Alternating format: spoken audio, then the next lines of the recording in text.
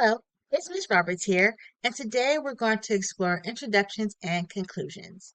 You might wonder why we're not talking about the body sections just yet, but because we're talking about the content of your speeches, it's a very dense section to go through. And in general, with many public speaking texts, they usually break down introductions and conclusions first, then go into the body section. Now, you can think about it this way. The introduction and conclusion are like the bookends to your speech. We begin with introductions with attention getters, for hearing, relevance, our central idea, our thesis, talk about what we're going to talk about, and do a brief recap at the end. So we're going to discuss both introductions and conclusions, and then take a deeper dive into the body section in another video. Let's begin.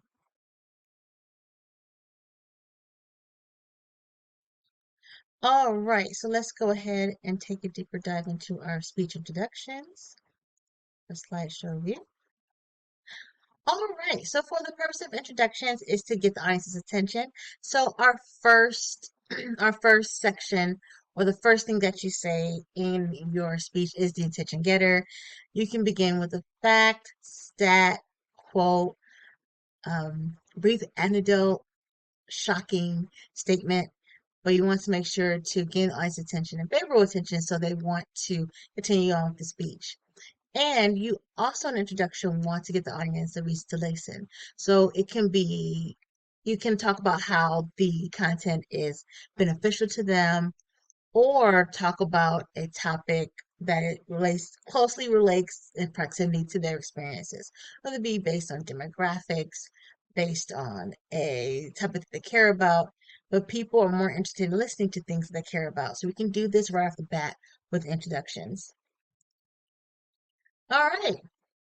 So we're going to introduce the subject, central idea. So a lot of the organizational sections of speech writing is reminiscent of essay writing. You have your introduction, body, and conclusion. So a lot of those terms and ideas overlap. Now, central idea or thesis statement is pretty much in essence in this context, just having a statement that says what the speech is about. And it's really simple. It might be more repetitive than you used to in your writing class, but in essence, you're just going to say, today I'm going to discuss A, B, and C. Today I'm going to inform you about A, B, and C. I want to persuade you to think about A, B, and C. But it's a brief statement that lets the audience know what you're going to talk about. We also want to establish your credibility. So this can be done in both verbal and nonverbal ways. So for example, be well prepared, confident, and include personal anecdotes and experiences to connect yourself to the audience. As an instructor, I love using narratives either from my personal life or from current events to tie in content. So especially in a informative speech context, if you think about yourself as the lecturer, incorporating stories and incorporating personal experiences can connect you with the audience and the content. So you have your preview of main ideas, your initial preview statement. So in that previous example of the central idea and preview statement, they can be separate or one and the same, but it's pretty much here's the topic and here is the list. Here's the listing of the body sections A, B, and C. So for example, if I want to talk about my three top favorite seasons of the year. So, for example, my top three favorite seasons are spring, summer, and autumn. I don't like winter that much, even though I live in Southern California. So I can say today I want to talk about my three out of the four favorite seasons. For example, I'm going to begin with my favorite season, which is spring. Next, I'm going to talk about why I love summer. And finally, I'm going to talk about why I enjoy the autumn season. So, if hypothetically I started talking about my favorite seasons of the year, you know exactly what I'm going to talk about just based on that statement alone. So, it appears near the end of the introduction and the signpost. So, signposts, all signposts are transition words, but not all transition words are signposts. So, signposts tells the audience exactly where you're in the speech. For example, I might say, first, I will talk about this. Second, I will talk about that. Third, I will talk about this. Or first, I will talk about this. Next, I will talk about this. And finally, I'll talk about that. By using those transition words, I know the order and the place of where we are in the speech. So here are some ways to have effective introductions. Like I said before, illustrations and anecdotes are interesting. We love stories. We love movies, stories, novels. We are storytelling people or storytellers in general. So because we're drawing to narratives and narratives help clarify and put into context your content, you can start off with a short story. But I want to emphasize short because if you want to take a deeper dive in a more like longer example or story, you want to reserve that for the body section. But if you want to have a brief story, or maybe start with a brief story and carry that story throughout the speech, then you can do that. But you have to be strategic with it. Startling facts or stats can motivate the listener further. Think about our time like with TikTok or Instagram videos, or maybe even YouTube, where we have like, oh, did you know X, Y, and Z? And I'm like, no, I didn't know about X, Y, and Z. Tell me more. But in an academic sense, if you're going to use a fact or stat, even at the beginning, make sure to cite your sources verbally. So here's the stat, according to such and such. There you go. Now, quotations only if interesting or compelling to the point.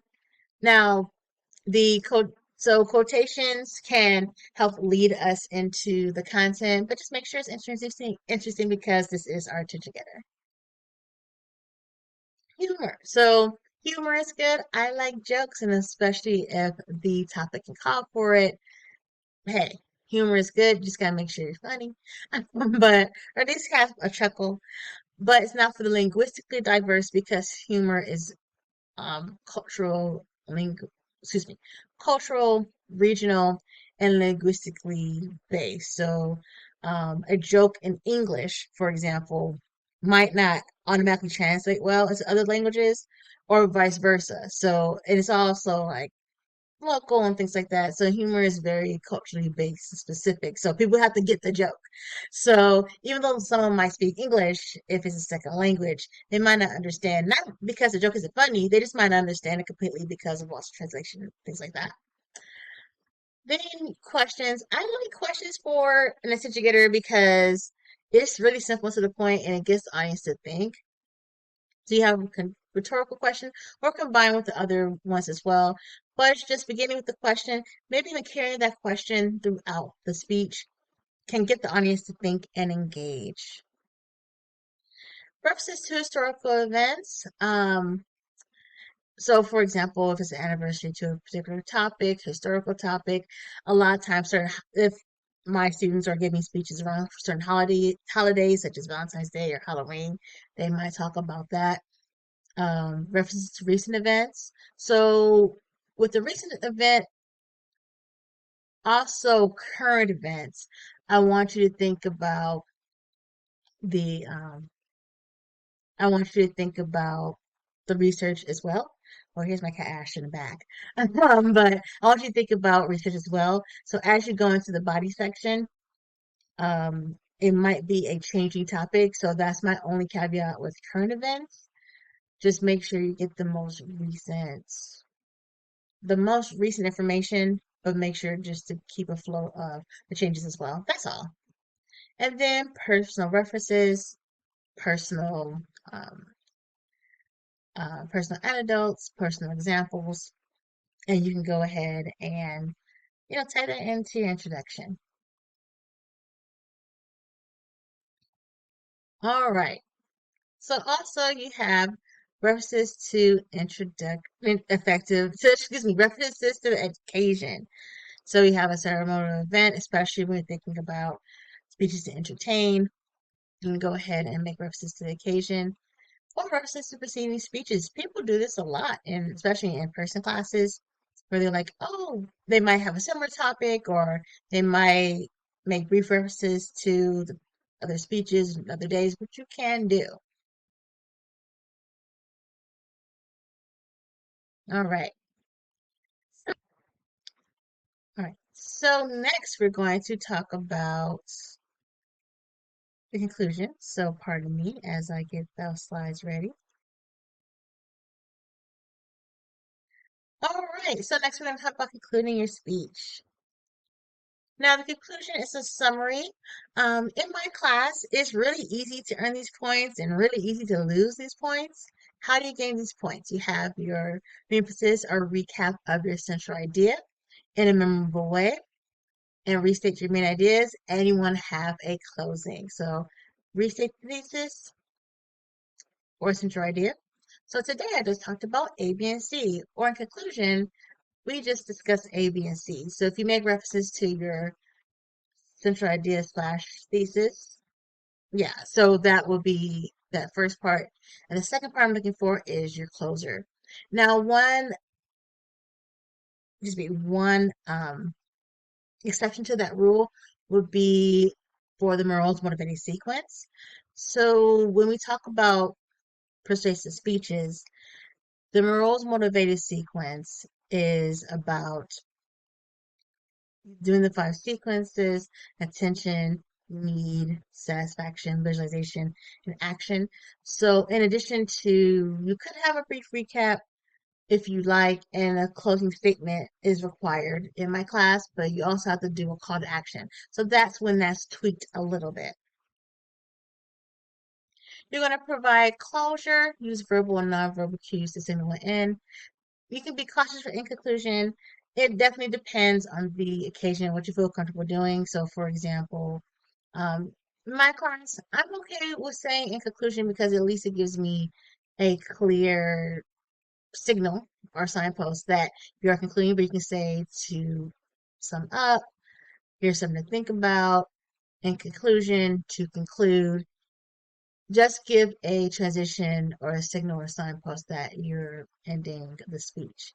And then you can motivate audience to motivate the audience to respond with proximity. So for example, with the persuasive speech, you'll be able to have a call to action and just make sure to excuse me, make sure to let the audience know that, hey, this is my call to action, and encourage them to act. And that's what the rest of the speech is going to have them do. Okay. So next we're going to talk about how to signal the end of your speech, right? So there's another cat behind me. That's my cat, Katrina.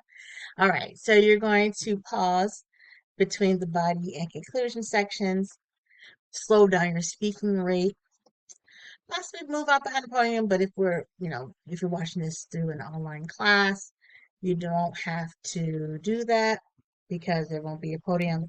But also think about, excuse me, also think about your body language through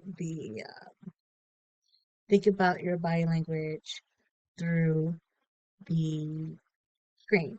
So, for example, as you slow down, you might stand up a little bit straighter, you might lean in towards the screen, but just make sure that you're not leaning in too much in the screen. And then also, you can use a falling vocal inflection. People do this a lot. They might have a downward inflection at the end of their sentence naturally. But those are the nonverbal cues that will indicate that, hey, we're ending the speech.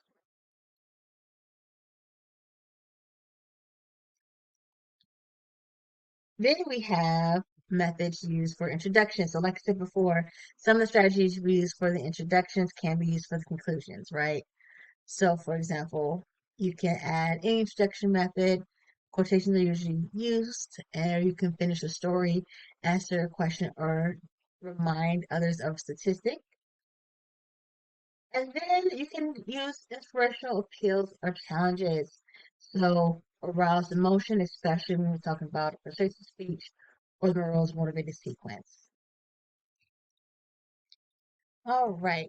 So those are the tips and the tricks for completing introductions and conclusions. take a look out for how to create a body section as well. But if you do have any questions, please let me know. Thank you so much. Bye.